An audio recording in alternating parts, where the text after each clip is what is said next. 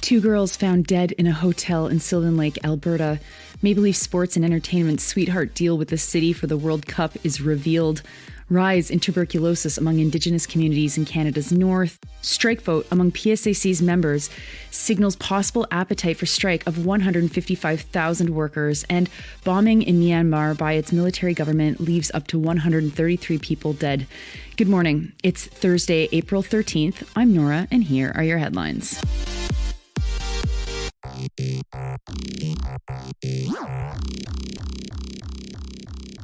First, tragic news out of Sylvan Lake, Alberta. Yesterday evening, news broke that two girls were found dead in a hotel room on Sunday morning. They were 12 and 13 years old. The 12-year-old was from Sylvan Lake, and the 13-year-old was from Red Deer. Police said that EMS found them and that a male parent was nearby, though no further details were given. Police say that there was no indication of homicide or suicide, which, asks so many questions, but the obvious, how did two young girls just die? Sadly, there is no other information. Next to Toronto for a classic story of socialism for the rich. Maple Leaf Sports and Entertainment will not have to pay anything for helping to host the World Cup. The company will keep the revenues that it makes off of the World Cup. But someone will have to pay for the necessary stadium upgrade for BMO Field. I had the chance to play there. It's not World Cup caliber. So who will?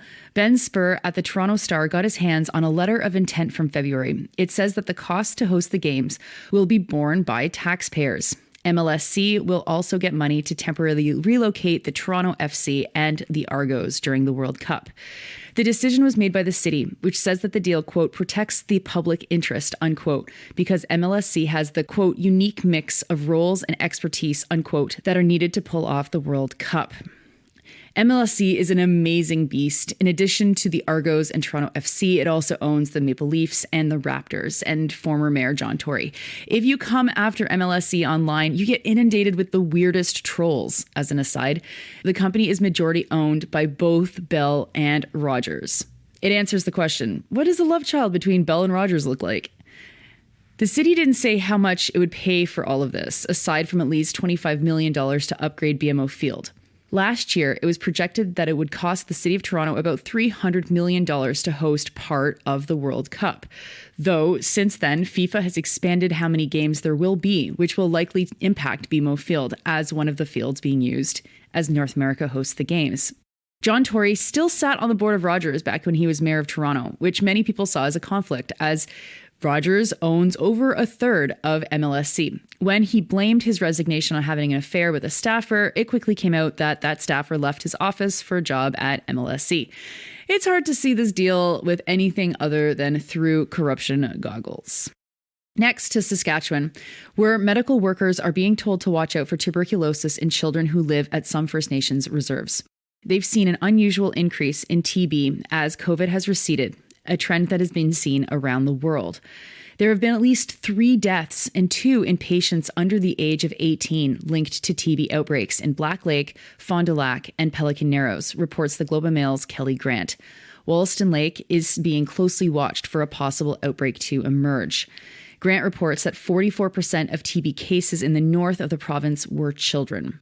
Namadi Debuka, the medical health officer for the Northern Intertribal Health Authority, said, quote, "This is quite concerning. We do regard TB in children as an emergency because the outcome is often very devastating, particularly in the context of northern communities." In Manitoba, TB death rates more than doubled from before the pandemic. In 2021, the death rate rose to 8.6% and fell to 7.2% in 2022. That was up from just 3% before the pandemic. Just 3% is still too high, but 3% compared to 8.6% is quite significant. Resources shifted to COVID during the pandemic, making monitoring TB very difficult. Now, the case rate among First Nations people is very high. It's 16.1 cases per 100,000 people, 2.1 for Métis people. And for people who are born outside of Canada, it was 13.4 per 100,000 cases. Among people who are born outside of Canada, the cases are higher for people who are born in countries that have high prevalence of TB. But the highest rates by far are among Inuit. They have a case rate of 135.1 cases per 100,000 people. 135.1 cases. Among non-Indigenous people born in Canada, the case rate is 0.2 cases per 100,000 people. That is an incredible disparity. 0.2 cases for non-Indigenous people born in Canada versus 135.1 for Inuit. There are TB outbreaks at 2 Baffin Island communities, and 30 cases have already been identified in Nunavik in northern Quebec this year. Grant reports that risk factors for TB are, quote, overcrowded housing, poverty, high smoking rates, and scant access to medical care, unquote, all of which make First Nations and Inuit communities more susceptible to outbreaks. In 2018, Trudeau promised to eliminate TB among Inuit communities. And in the most recent budget, the Liberals promised $16.2 million to be dispersed over 3 years to try and do this. Unsurprisingly, the Inuit Tapirit Kanatami has said that this is not enough. World Health data has shown an uptick in TB cases and deaths worldwide for the first time in 20 years. Now to federal politics, where an overwhelming majority of PSAC members have just voted to strike. The 120,000 employees of the Treasury Board are now in a legal strike position. This just on the heels of a strike vote held by 35,000 CRA workers, who are a division of PSAC. That means that about 155,000 workers who are members of PSAC are in a legal strike position. The workers were offered a 3-year contract with pay increases of 1.5%, 4.5%, and 3%. That is in year 1, 2, and 3. That is a cumulative 9% pay increase, but it remains well below the rate of inflation, and workers have rejected this contract because they want their salaries to at least keep pace with the rising cost of living. I mean, 1.5% in the first year, that doesn't even come close to the rate of inflation. This is potentially the first strike action taken by PSAC since the Phoenix payroll fiasco. In addition to wanting salaries that meet inflation, public sector workers have been plagued by salary problems that in some cases were so extreme that people couldn't make mortgage payments.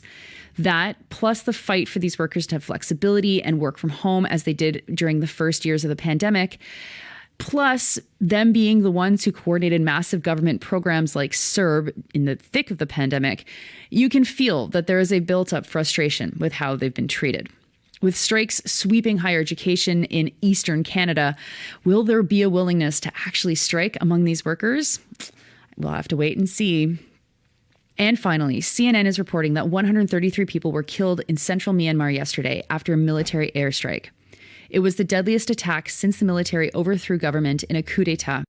Al Jazeera was not able to confirm the 133 people and is instead reporting that 50 people died. Both CNN and Al Jazeera are reporting that children and other civilians were killed. It happened in Kanbulu Township in the Sagaing region. The aircraft continued to fly overhead after the bombing attack, making relief work impossible. Medical teams have not been able to get to the site. The attack happened as 300 people had gathered to celebrate the opening of a new local administrative office. It's also Ting Yang New Year, and many people were visiting relatives from out of town. The new office is being coordinated by the National Unity Government, a resistance group that was formed after the coup d'etat by people who had been in government at the time of the coup. They have since been fighting the military-controlled government. The area is not under the control of the current government. The National Unity Government has been labeled terrorists by the military government, reports CNN. Some countries and international bodies, like France's Senate, have formally recognized the National Unity Government as the true government of Myanmar. While this has been the deadliest attack since the coup d'etat, it isn't the only one. The most recent, most deadly attack happened in October when the military government attacked a music festival and killed at least 80 people. Al Jazeera reports that at least 1.2 million people have been displaced from their homes in the fighting, according to the UN. Thousands have fled to Thailand after the most recent attack. Those are your headlines for Thursday, April 13th. I'm Nora, and I hope you have a great day.